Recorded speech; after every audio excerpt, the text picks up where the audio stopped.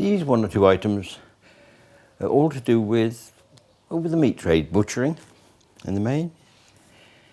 Going back a bit though, what we must remember is that way back, the big difficulty with meat was that was keeping it in the summer before refrigeration.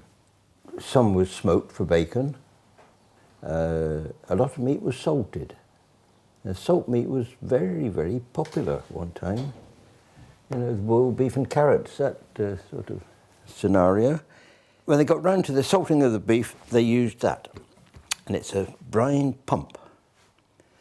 Most butchers would have a beer barrel in the cellar. It was full of brine, actually, which was salt and saltpeter.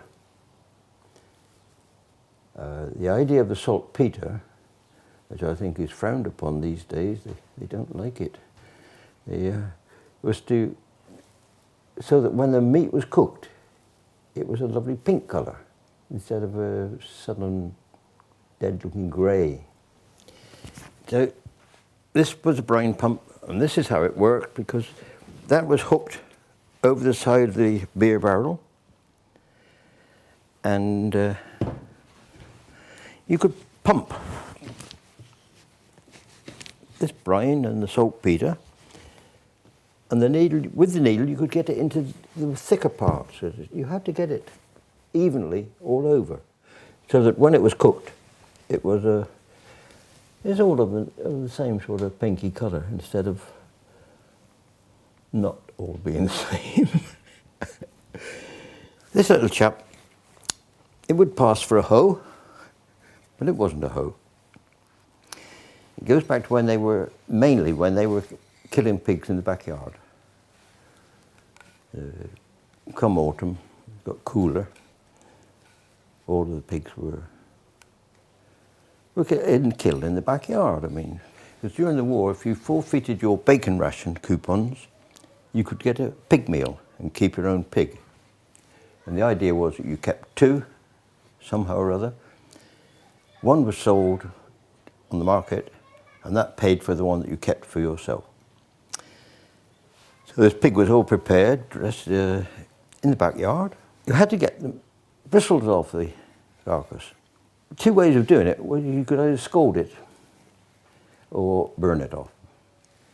Scalding wasn't so easy in the cottages to get that amount of hot water. They did have coppers, but the favourite, especially in this area, was to burn them all. So they'd put straw on the floor, pig on top, and a heap of straw on top, and set light to it. Then turn it over and do the other side. That worked quite well, but then they had to be washed and scrape off. This is a pig scud, and it's washed off, scraped off, all neat and tidy.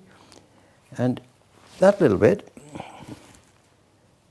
had a very special purpose, because that took, I suppose, what you'd call his toenails, those little hard bit on the top. That would take that off. That had to come off.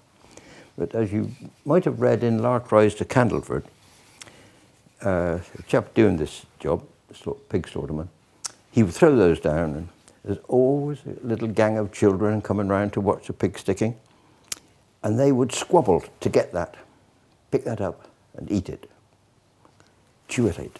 It was kind of gelatiny stuff. It had been burned. I suppose it was something that might have been something like crackling, but I didn't ever fancy it, but they did. So you've got your little pig scud, that's what it's called, a pig scud, with a hook on the back, take his toenails off.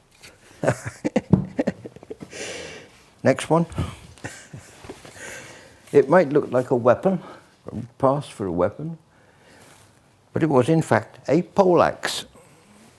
I'm sure you're all familiar with the term poleaxe. You often hear someone say, "Oh, I was poleaxed." I suppose he's saying he was stunned over something that had happened. Most people think it was a poleaxe, P-O-L-E, poleaxe, an axe on the end of a pole. Well, it wasn't. It was a P-O-L-L, a poleaxe.